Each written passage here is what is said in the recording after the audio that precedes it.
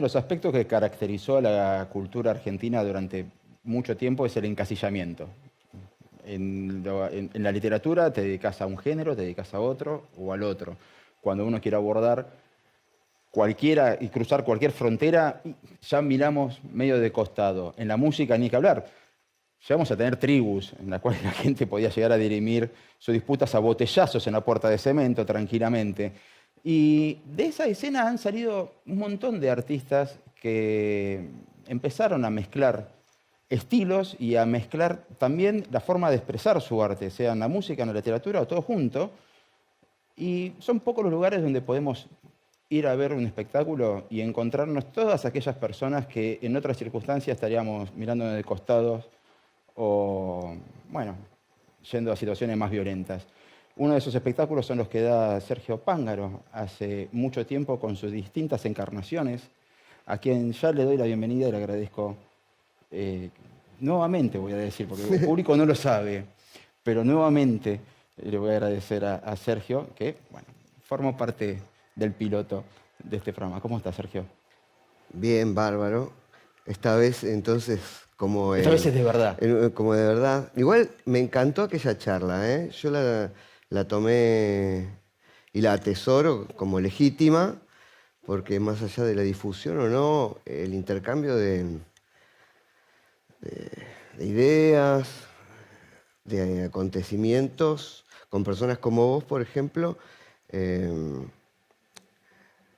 te van formando, ¿viste? Los hechos te forman y también ciertas frases en ciertas conversaciones. Yo espero que hoy también pase algo Ojalá, similar. me siento presionado ahora, pero Ajá. ojalá. Ojalá. ¿Qué es lo que hace que nos guste tanto encasillar a las personas y al artista? Yo a veces lo siento un poco más como una propuesta del mercado, como que es más fácil eh, apuntar a un consumidor. Pero ahora que vos lo planteás desde qué nos gusta del encasillamiento, y es verdad, si yo me pongo a pensar, escucho algo y digo, esto tiene algo de esto, algo de esto, algo de esto. Quizás lo de encasillar puede resultar la palabra adecuada para definir lo negativo de la particularidad de un compuesto, ¿no? De qué está compuesto algo. Por ejemplo, hay algo positivo si un chef, vos le das un plato y dice, esto tiene sal, pimienta, y algún otro condimento. Eso lo puede hacer él, que está educado en la culinaria. A mí me cuesta más, ¿no? Eso creo que es la parte virtuosa del análisis de un compuesto. Pero en lo que tiene que ver con después resumir, bueno, para el consumidor que le gusta la sal, acá tenés un jamón. Y no, bueno, el jamón es más complejo, tiene más otras cosas. Así que desde ese aspecto yo creo que la simplificación del encasillamiento tiene más que ver con la comodidad del mercado. Eso es con lo que nosotros, digamos, los productores de una oferta cultural, nos las tenemos que ver para conseguir agrupar más tribus, como vos decís, más, más gustos y de paso abrir un poco la conciencia del oyente, en este caso si es música, o bueno, el espectador en general. Pero planteado así es como que veo dos caminos paralelos, o sea, el camino de la oferta cultural, el camino de lo que vende y que cada tanto se tocan, pero no siempre lo que vende es consumido culturalmente. O sea, Para mí chocan más que tocarse, porque de parte del mercado hay unas presiones muy limitantes para el artista. Y hay tragedias, eh, y no tan recientes. Hace poco vi un documental sobre George Michael y él tuvo un problema con la compañía porque se lo limitaba violentamente. Sí. Después también, por otro lado, es verdad que la industria tiene un conocimiento que le viene bien al artista, que quiere insertarse en un mercado, obviamente. Ahora ya es más difícil existir si uno no tiene alguna participación del mercado, lamentablemente. Antes es como que el mercado iba a los galpones, a los reductos, a buscar qué podía masificar, ¿no? Como nos cuentan que pasaba con los Beatles, que ellos estaban en un sótano de Liverpool y Brian Epstein los descubrió porque los chicos querían ese disco y él no lo encontraba, no conocía esa banda, y porque el consumo natural de una tribu urbana de Inglaterra hizo que ese producto fuera fácil después de ubicar. Entonces, bueno, ese encuentro, cuando hay abuso de una de las dos partes, creo que se generan choques. Y no sale ganando ninguno, la verdad, y pierde la cultura. En mi caso, yo lo que distinguí a principios de los 2000, que Pop Art, como compañía, que venía a resumir un poco una oferta cada vez más exigua, más menguante, de parte de las compañías tradicionales como Sony, Universal y todo eso, muy descuidados los artistas que están bajo esos labels. Entonces, bueno, lo que se vio que la Argentina no tenía una oferta cultural que se pudiera sostener con el poco público que podía generar en la Argentina, porque somos un número de habitantes concreto. Y las compañías están formadas desde aquella época con ambiciones masivas. Entonces, los artistas que se mantuvieron en este sello, naturalmente tuvieron que abrir su oferta cultural para México y el resto, haciendo una especie de globalización de su propuesta. Para mí eso atentó un poco favoreció quizás la universalidad de un artista, pero también quedó un poco de lado el sello natural con el cual había salido el rock argentino ya en los 60, ¿no? Así que un poco a partir de los 2000, ya hace 20 años, cuesta mucho al consumidor encontrar artistas y dónde tocan y que existan con sellos locales, y más todavía con aquellas ofertas que intentan reflejar el mundo desde una particular mirada argentina. Ya no hay una chance de un Mandioca, digamos. Y yo creo que ahora estaría bien un Mandioca, pero la verdad que lo que hace Pop Art no es eso.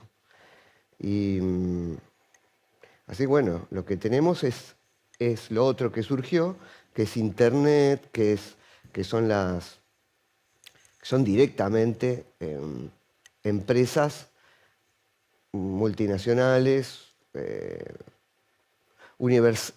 universalizables de alguna manera, una especie de humanidad neutra que refleja...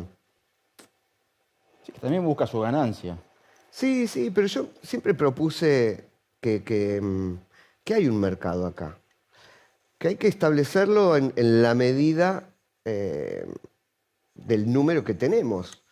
No aspirar a 100.000 si tenemos 10.000, pero esos 10.000 existen. Entonces, bueno, se le obliga a esos 10.000 que consuma entre 2 o 3 cosas que están pensadas para una oferta un poco distinta que la idiosincrasia y la formación cultural que nosotros tenemos. ¿Sabes qué? Me hiciste recordar una entrevista que había visto que le habían hecho a Frank Zappa en la época del blanco y negro, en la cual ya evidentemente este problema ya existía, porque él decía, ¿sabes qué fue lo que pasó en la década del 60? Que ninguno de los productores de música entendía de música, no sabían qué era lo que estaba pasando, estaban acostumbrados a producir discos de artistas, los discos de Peter Sellers, y de golpe, bueno, no entiendo de esto, y probemos. y funcionaba. Y probemos, y funcionaba. Y probemos, no funcionaba. Bueno, probemos de vuelta, funcionaba. Y de golpe dijeron, bueno, si queremos maximizar esto, yo que no sé, llamemos a los que saben. Y ahí empezó el problema. Claro. ¿Vos coincidís un poco con esa Sí, visión? sí, tal cual. Eh, la tecnocracia, pero también el ver un negocio antes que la funcionalidad de la cultura. Que está bien que se sustente, tiene que sustentarse, pero poner por encima la ganancia en la cultura, y me parece que termina empobreciendo el mensaje, las posibilidades. Es como el CONICET. Si vas a buscar negocio, digamos, como si fuera un laboratorio, y se van a perder un montón de inventos, un montón de remedios para enfermedades potenciales, porque solo se busca vender un remedio puntual para esto o encontrarle la manera de ganar dinero con ese medicamento a costa de la muerte del que no lo puede pagar, ¿no? Eso es lo que... Y yo lo que puedo ver es a partir de las expectativas que me formé, y no fueron expectativas mágicas y fantasiosas. Realmente nos formamos en los 80 de esta manera, pudiendo hacernos famosos para enviar un mensaje que tenía que ver con nuestra generación. Y jugar nosotros con las particularidades que nosotros veíamos en el mundo, en el universo, en la historia y en otras regiones, ¿no? Yo podría cantar una ranchera a la manera nuestra. Ahora, cuando a mí me venden como un porteño que canta una canción mexicana, no quiero eso. Quiero que escuchen a un argentino que toma, sí, con una particular mirada regional rioplatense, una música preciosa de México, pero muy distinta a Luis Miguel. ¿Y crees también que es una cuestión de pensar solamente en el negocio? Porque uno, cuando repasa los reconocimientos que has recibido a lo largo de tu carrera, y por ahí alguien está viendo el programa y dice, yo no lo tengo mucho y tengo que tirarle por ahí tu mayor éxito para que te vincule. Pero decir, bueno, evidentemente hay gente que sí te reconoce y te valora culturalmente como para recibir las menciones y los reconocimientos que has recibido. Es una cuestión de, si no es negocio, no lo veo, no está pasando. No, sí, la verdad, mira, recién en la esquina uno me paró, y tenía un sellito de Zeppelin con las lanas así, me dijo, gracias por lo que haces, qué sé yo. Así que llega a las personas que tienen que llegar. Evidentemente me encantaría que fueran más, pero evidentemente funciona hacer las cosas buscando eso como lo que empezaste, ¿no? ¿Por qué hacemos varias cosas? Yo creo que tiene que ver con el deseo y mantener el deseo del niño, que cuando le preguntás a un nene, por lo general, quiere ser astronauta, carnicero, jugador de fútbol, quiere ser varias cosas. Y bueno, después, evidentemente, uno se encuentra con las complejidades de cada métier, de cada oficio, y aparece la vocación. ¿Cuál es tu vocación? Bueno, la vocación de un niño es todo. Y yo creo que nos dedicamos al arte porque esa posibilidad existe. Compensar un poco la falta de rigurosidad que necesita un ingeniero y un cirujano para no matar al transeúnte que pasa un puente o el que se somete a una operación. Entonces, bueno, nuestros juegos tienen que ver con la seriedad con la que un adulto se toma sus actividades, pero también se nos permiten otras cosas como abarcar mucho y apretar mucho a la vez. Viste que está esa frase, que mucho abarca, poco aprieta. Pero bueno, hay ciertas máximas que se revisan de adulto y empezamos a verle la trama por la cual surge como una pseudo sabiduría ciertos axiomas, ¿no? No avivé giles, por ejemplo. ¿qué es no avivar giles? Si un gil no es avivado, bueno, va a quedar eternamente gil. Yo entiendo que un gil avivado puede irte en contra, Para pero no bueno, regales ¿cuál ideas. es? ¿Eh? Generalmente se utiliza para un no regales ideas. Sí, pero yo creo que todo lo contrario. Hay que avivar a los giles. O sea, el peligro son los giles. Has regalado muchas ideas. Eh, Mira, yo considero que no son Sin mías, quererlo, ¿no? me pasan, como sí también no tengo ningún problema de tomar las ideas que vengan de donde vengan. Tengo ese comportamiento que en un momento adquirió el nombre de apropiación, que hace el artista, como Duchamp, ¿no? Que tomaba algo ya hecho, el ready-made. Así que no quita que a veces me moleste encontrar una idea mía, no habiéndome citado, pero bueno, son los riesgos. También me digo, qué bueno que les pareció buena porque se la apropiaron, está bien. Me hubieran avisado y estábamos Pero a 100% veces contentos. no hay tiempo y a veces yo también he hecho eso, citar creyendo. O tomo anécdotas que me las contaron tan bien que creo que me pasaron a mí. Esa confusión yo creo que lo que hace es que sobre todo trascienda y corra, discurra un discurso y no otro.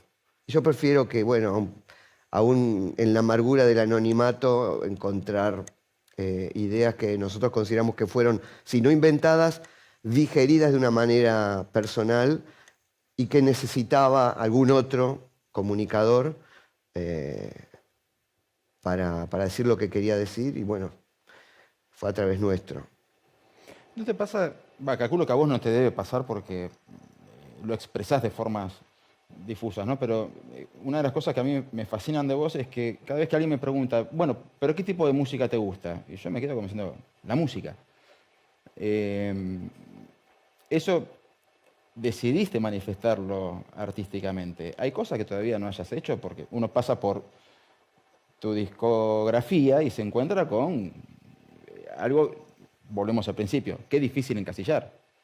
Sí, yo creo que en la medida de la diversión que me provoca no sé, un ejemplo de música que aparezca, por lo general en las películas, digo, uy, ¿cómo suena esto? Lo investigo un par de veces y bueno, lo llevo a algún híbrido de los que hacemos nosotros.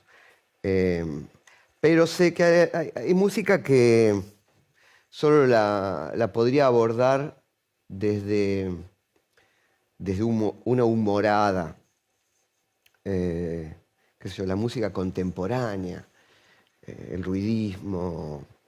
No, la encuentro, no la encontré todavía desde una conexión entre lo intelectual, que es un gran componente de la música que me gusta a mí, con lo bailable y con lo matemáticamente consonante. ¿Viste? Lo que se llama armonía, bueno, quizás, claro, alguien que se dedica a hacer música contemporánea me diga, todo eso que mencionaste conforma la música contemporánea. Esa es la de los ruidos y silencios, o el serialismo, todas estas vanguardias del siglo XX que hemos tenido la oportunidad incluso de estudiarla en el comienzo de mi carrera de la Universidad de La Plata. Lo primero que nos mostraron fue una partitura, nos repartieron el primer día de cursada, ya me acuerdo, en apreciación musical creo que era un rollo de papel con anotaciones que nunca habíamos visto, no eran pentagramas, eran como una anotación particular. Entonces nos dijeron, bueno, a ver ustedes si tuvieran que tocar esto, ¿cómo lo harían? Y sí, era intuitiva y todo. Pero la verdad que no es lo que busco, ¿no? La música. Pero sí, el house me parece que tiene, por ejemplo, no sé, un componente negro, como en su momento fue el jazz o lo que se denomina genéricamente música salsa o afrocubana, afrocentroamericana. Todo eso lo usamos. Incluso usamos el digerido de eso, que fue el bugalú, que fue lo que hacían en Centroamérica con la música beat que venía de Inglaterra. Bueno, todo eso siempre para vehiculizar, como te decía, cuestiones que yo considero regionales. De La Plata, Rosario, Córdoba, las capitales de la Argentina, que terminan siendo universales. El año pasado tocamos en París. De la audiencia, que eran 50 personas, quizás con mucho, exagerando, eran menos. Pero de todas formas, había un 1, un 2% que hablaban español, mi repertorio es eminentemente en español, y se acercaban explicándome que se habían compenetrado con el show, que les parecía algo que quisieran ver siempre ahí. Lo mismo me pasó en Barcelona y ahí sí ya tiene que ver con que había más hispanoparlantes. Pero quiero decir, pintando lo que a nosotros nos gusta, sin aspiraciones a hablar de una realidad europea, ni parisina, ni nada, el hombre moderno, perdón por la palabra hombre, pero es el humano moderno, sí, porque reduce, ¿no? Bueno, y bueno, el tema del inclusivo que no me lo voy a aprender. Pero siendo particular, como decían esto, la pinta tu aldea y serás universal, yo creo que hay mucho de verdad en eso. ¿Cómo es que surge la necesidad de expresarte por otros medios, el medio literario?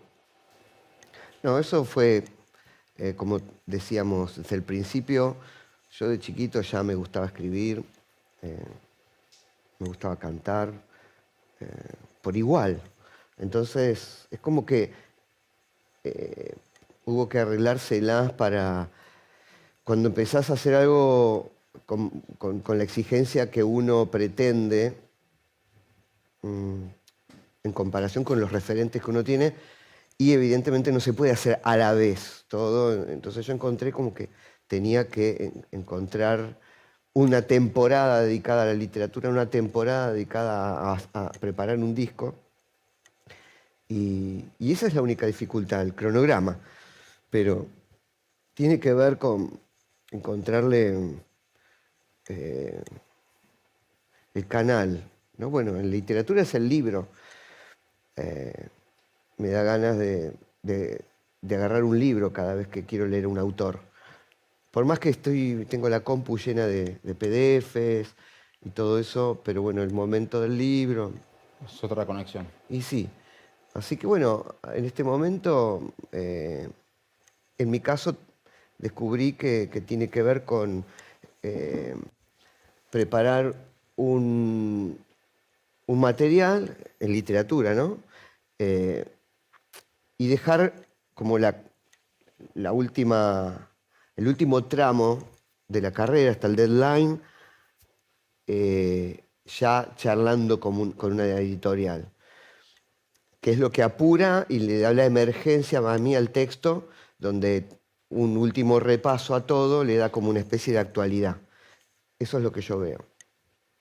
Así que también tiene mucho que ver con qué tipo de editorial vaya a hacerse cargo de esos escritos, que puede ser incluso una editorial autogestiva, pero ya percibir y localizar el lector potencial ordena un poco el texto. Esa es mi experiencia con la literatura, porque de alguna manera yo me formé en la música a través de la estructura del teatro, que el teatro no existe si no existe el espectador. Un poco llevamos en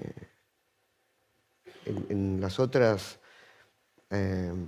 disciplinas que empecé Porque es un a espectáculo abrazar. bastante integral, el tuyo en cualquiera de las encarnaciones, sea con Baccarat, San Martín Vampire, o sea, es integral. O sea, uno va a ver un show completo que podría estar en un café concert tranquilamente. Sí, siempre tomamos la idea del café concert como como idea para Baccarat, sobre todo, y yo después me di cuenta que es muy efectivo y sirve para todo. Eh, por eso sentía esto. Viste que hay algunos ciertos libros que tienen como un vértigo. Madame Bovary, por ejemplo. Después de haberlo leído, yo me entero que es un texto que fue hecho en entregas, en el diario. Hay algo de eso, ¿no? De pensar en el... Hay otros artistas que no, que dicen, no, yo pienso en mí, y bueno, tienen una conexión consigo mismo con, con mucha potencia, con mucha realidad. Pero en mi caso me sirve pensar en el otro, ¿no? En un prójimo, en un intelecto que está más allá de mi solipsismo. Y eso pensándolo, como vos decís, en el espectáculo, directamente es muy patente. Vos decís, bueno, voy a tocar antes de anoche, tocamos un repertorio para la inauguración del Festival de Cine de la ciudad de La Plata como capital de la provincia. Es el Festival Internacional de Cine de la provincia. Entonces yo pensaba, bueno, va a haber un público cinéfilo probablemente, y si no lo es, vamos a ordenarlos, vamos a ubicarlos a ellos mismos como espectadores de un entorno de cinematografía. Entonces, bueno, esa conciencia que se genera dentro del espectáculo está ayudada por un concepto previo. Es decir, bueno, a ver, ¿cómo organizo la lista? ¿Qué cosas de estas canciones tienen evocaciones de cinematografía? ¿De qué época del cine? Que yo... está Dime cuándo tú verás, pa, pa, pa, pa. Y bueno, ahí yo ya digo Chinechita, ¿no? Entonces nos ubicamos Marcello y alguna que otra actriz, actor francés, porque había un vínculo en los 60 muy, muy íntimo, ¿no? Entre Francia y Italia.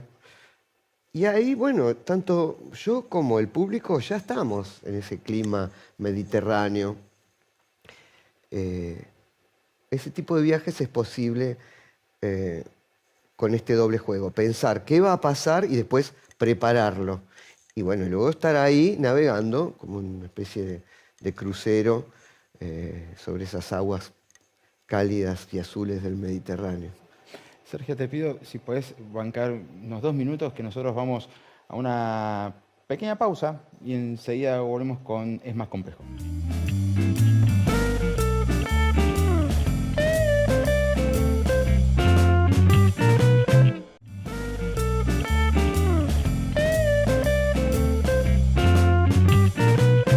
Hay infinidad de canciones que han surgido inspiradas o tomadas de los libros. ¿Cómo haces vos para decir, esto lo mando acá y esta idea la voy a utilizar para una canción? Ah, ¿Qué manera sacrifico? bueno, las ideas en realidad no son para mí el problema, es cómo vehiculizarlas. O sea, son los espacios expresivos. Em, Porque, mira, el otro día estaba fascinado con una idea que tiene que ver con la relación entre los parásitos y los organismos em, recep- eh, receptores, no son, bueno, El huésped. huéspedes, exacto. Entonces, en esta idea divertida de pensar que la inteligencia del Homo sapiens es el organismo, es la estructura, como quieras llamarla, que usurpa esta idea de que nosotros supervivimos como especie, que tenemos ciertos anhelos que en realidad son todos de la inteligencia depositadas en nosotros y que entonces, bueno, es una especie de inversión.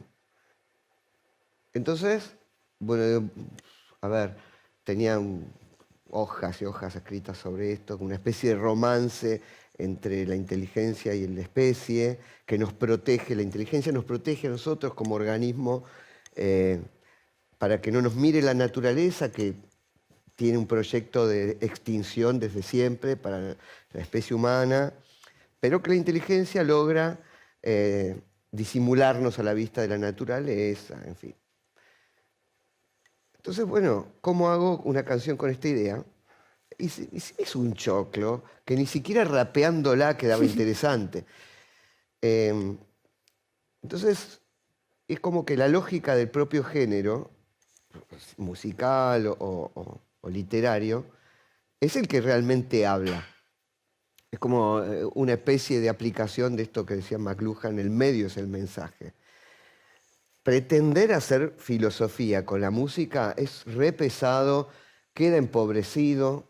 eh, y si no, bueno, estos grandes genios que aparecen con una chispa y que te terminan diciendo un montón de cosas con una frase simple porque está bien encadenada con la melodía y con el estribillo que viene no por consecuencia de la parte A, sino por encuentro mágico en en una especie de limbo donde la canción explota, ¿viste?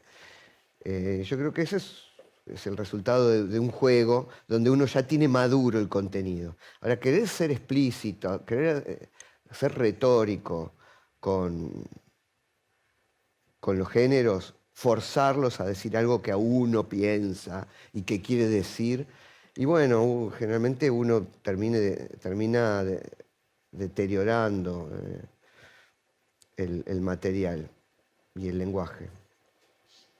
Esto te lo pregunto desde la total ignorancia. ¿En qué punto crees que se rompe ese vínculo en el cual guitarristas de tango de la década del 20 o 30 del siglo pasado era gente muy humilde, de orígenes muy humildes, muchos con primero o segundo grado, pero cuando uno ve lo que hacían con las guitarras, dice, mamita, tenés unos conocimientos de armonías, ritmos y acordes pero hiper difíciles y complejos, que yo tendría que ir a un conservatorio para entender lo que hiciste, ni siquiera para replicarlo, para entenderlo.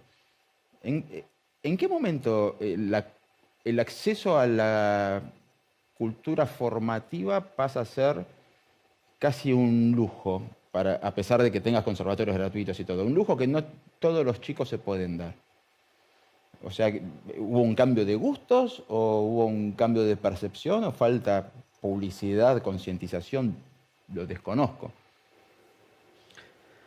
Puede ser eh, la cultura popular del momento. La época que vos mencionás, probablemente lo que se escuchaba eran eh, en la radio, o el que agarraba una guitarra era porque la rompía. A nadie se le ocurría abrazar el espectáculo para hacerse popular y rico. Era, era en realidad una condena. Las, las- las mujeres que se dedicaban al teatro lo hacían contra la voluntad de su familia, eh, tenían connotaciones de prostitución. Sí, estigmatizadas. Sí, y lo mismo los gauchos, por ahí que agarraban una guitarra, ¿viste? No, a no ser que realmente conmovieran a la audiencia y ahí, a su pesar, el gaucho no se burlaba, sino que, bueno, probablemente mientras duraba esa milonga, evocaban su niñez, su primera novia, todo lo que le sucede a uno cuando se emociona en presencia de un artista. Después, yo creo que lo que pasó es que pasó el rock. El ejemplo de que la espontaneidad y la impertinencia del joven, eh, acompañado con una legítima lucha social por, por visibilizar la juventud que había sido siempre postergada, por los viejos recalcitrantes hasta los 60. En los jóvenes de ayer. Claro, en los 60 los jóvenes se vuelven los dictadores de la cultura. Entonces, bueno, todos tienen que hacerse estiramientos, hablar como si fuera... esa especie de fenómeno que es el viejo joven traumado por el paso de la edad, qué sé yo. Y eso hace que la cultura de la juventud, que para mí el rock tiene como una potencia hasta los 30 años, puede ser un poco más, algunos casos únicos, pero por lo general, como estadística, el rock tiene una potencia que cualquier asomo de emprolijamiento o de conocimiento sobre el rock y le quita la autenticidad, le quita, o sea... Entonces, bueno, nos pasó eso, que querer ser popular formados por el rock y se riñe un poco con tocar bien un instrumento. Hay que tener encanto nada más, y carisma. Con eso era suficiente. Parece que es suficiente. Porque vos mencionaste algo que se me había pasado por alto. Saber tocar un instrumento, pero no por fines de buscar la fama ni de dedicarte a eso, sino porque era inevitable. había que animar la fiesta familiar por ahí. Sí. Y bueno, se te daba. Sí, pero podías no tener nadie que te anime la fiesta familiar. Nosotros creo que en la actualidad damos por sentado el entretenimiento. Siempre va a haber, pero yo puedo imaginarme perfectamente una reunión sin que nadie cante, sin que haya música, donde la música, el canto y todo es una experiencia sagrada, colectiva, que tiene que ver con las grandes fiestas del pueblo, pero no todo el mundo tenía en su casa un músico o un actor. Es más, antes que ser entretenimiento, el teatro y la música, fue una manera de alabar a Dios. Es decir, los ritos del pueblo, en Japón, por ejemplo, en el medioevo, que es el comienzo de la cultura japonesa como la conocemos nosotros, cuando tuvo esta invasión en el año 600 más o menos de China, y que traslada a la escritura y también cuestiones como la representación. Bueno, todo esto, los gobernadores posteriormente, esto lo relata Seami, es un texto del año 1000 más o menos, que habla del teatro no, donde eran representaciones de los dioses. Por ejemplo, justamente, alguien con condiciones naturales del pueblo, se le pedía que vuelva a hacer la representación de Amaterasu, ponele, la diosa de la luna, creo que es. Entonces, bueno, van rotando, cada una vez hace uno de Amaterasu. Che, este estuvo bárbaro, que lo vuelva a hacer el año que viene. Ok. Lo mismo, el otro día me decían en el Calvario de Tandil. Un Jesús quedó genial, entonces lo hizo 5 años seguidos. Eso se da naturalmente. Después el gobernador que ve que esa representación que está hablando de los dioses, las fuerzas, dice, che, te voy a contratar a vos que sos buenísimo haciendo Amaterasu, pero ahora vas a hablar de la guerra que tuvimos contra aquellos otros rebeldes. Y donde vos vas a ser el campeón que gana todo. Entonces, bueno, le paga un poco, ya se profesionaliza, ¿no? Pero el origen es esta consagración a Dios, a los dioses, al más allá, a la trascendencia, digamos. Por eso también, a veces, mi formación, a lo que yo me dedico, naturalmente va en contra de lo sagrado. de lo que significa la representación y cantar y todo eso. Así que nosotros un poco estamos obligados a convocar en la medida de lo posible ese efecto trascendente y ver cómo nos las arreglamos nosotros para que ese espacio escénico o el momento en el que se abra esa bomba de tiempo, que es un disco, nosotros lo preparamos y que se abre en los auriculares de un potencial oyente en el futuro, conserve algo de ese origen de trascendencia, donde se borren los vestigios de una persona que está metida en su compu, quemado por las horas, que ya no escucha nada y vuelve y tiene que hacerse una trampa para poder volver a escucharlo fresco y dar lo máximo que logramos. Es este formato de 3 minutos en un WAV, recontra comprimido, pero con la máxima belleza posible. Pero hay un poco de cápsula o máquina del tiempo también, ¿no? O sea, cuando uno agarra una foto está viendo una imagen de algo que ya no está. Sí. Aunque hayan pasado 20 Tal cual, minutos. sí. Cuando uno pone una Tal canción, cual. está escuchando Bueno, algo esto que estamos haciendo, ¿no? Sí. Uno pone, cuando se vea el que vea esto en diferido va a ver algo que ya pasó. Pero cuando uno escucha una canción, está escuchando lo que vos hiciste hace X cantidad de tiempo. Sí, y ¿Se bueno, es un consciente poco. al momento de grabar eso? Y nosotros, yo creo que esta situación de espontaneidad, donde no existe el futuro, yo creo que se va a abrir y se estará abriendo mientras lo estén viendo en la cámara, ¿no? Eso es lo que tenemos nosotros y confiamos porque sucede una y otra vez. Abrir esa cápsula escuchando un artista muerto, un escritor que se murió. Platón, ¿viste? De pronto está hablando de cosas que nosotros descubrimos ahora y el tipo las había dicho y las 2500 años. y las está diciendo cada vez que abrís ese texto en el idioma que se haya traducido, porque el griego Sí, nadie sabe cómo sonaba el griego antiguo.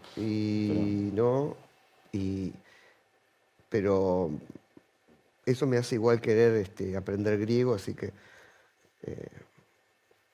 se lo merece ese hombre, nada más que por Platón, creo que deberíamos aprender griego. A mí siempre me fascina el hecho de la cápsula, ¿no? O sea, de decir, pucha, estoy escuchando a, no sé, Robert Johnson, un tipo que grabó 29 canciones antes de morir. Y él por ahí nunca se enteró de que se creó todo un mito de que él había hecho un pacto con el demonio, etcétera, etcétera, etcétera, que es un delirio. Pueden buscarlo, el documental, creo que está en una de las plataformas. Y uno lo escucha y yo estoy escuchando a un pibe de 28 años que murió hace 100. Claro. Él no sé si era consciente de 100 años después me van a seguir escuchando. Yo creo que hay en algún registro, uno le está hablando a una inteligencia, si la quisiéramos ver como general, que se va a abrir, dadas las palabras mágicas, ábrete sésamo, y nosotros la manera en que nos aplicamos a un hecho particular, cultural, que nos atañe a nosotros, se vuelve entendible para esa inteligencia, sea el momento y el formato que sea.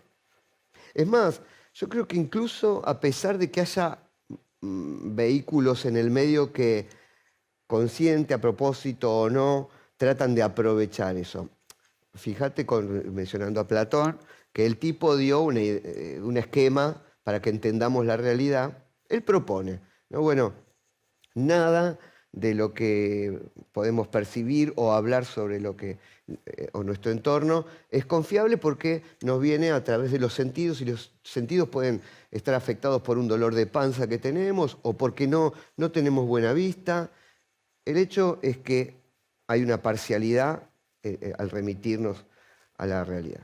Berdel dice, hay un lugar donde todo lo que nosotros queremos hablar y nos afecta está en su máxima expresión, pero está lejos de nuestro alcance. Lo que sí podemos es hablar y dar cuenta de una cierta proporción de ese absoluto en ese vaso de agua. Entonces, ese vaso de agua participa de la idea de agua, participa de la idea de recipiente, participa de la idea de transparencia, de frío, calor, humedad, todo eso conforma eso.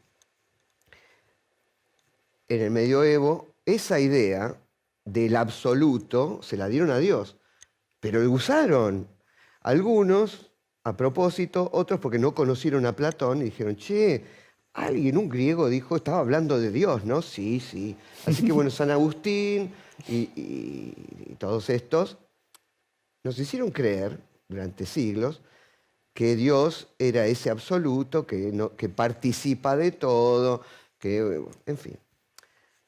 A la larga, yo me puedo enojar diciendo qué chantas, cómo van a usar la idea tan genial de Platón, primero porque fue la primera, después porque era más compleja que el cielo y el infierno.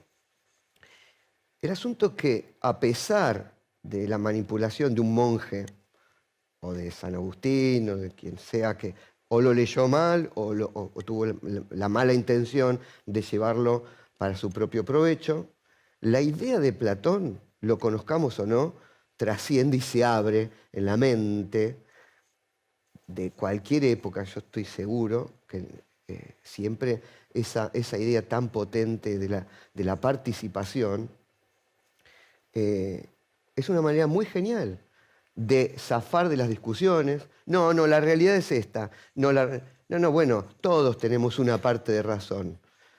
Nos permite esta gran idea.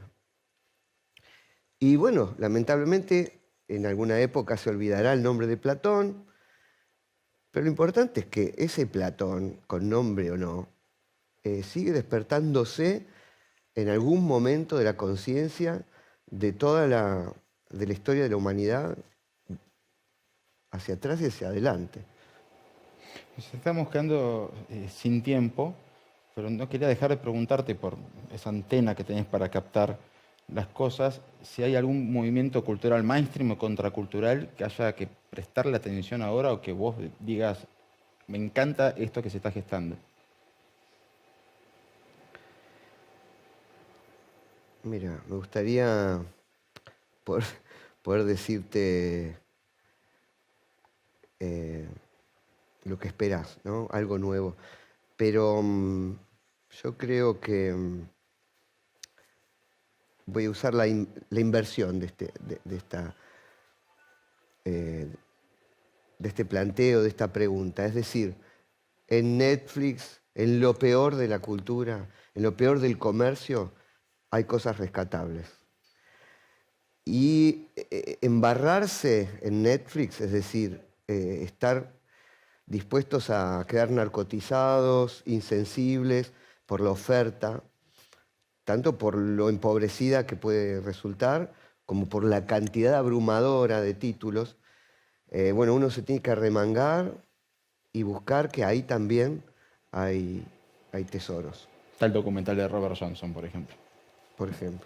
Sergio Pángaro, muchas gracias por sumarte, por venir a esta charla, por venir, bueno, a charlarme vos a mí sobre todas estas cuestiones artísticas. Y nada, siempre un placer verte y escucharte. Y bueno, Sergio Pángaro, señores, esto ha sido una nueva emisión de Es Más Complejo y yo los espero la próxima. Muchas gracias por habernos visto.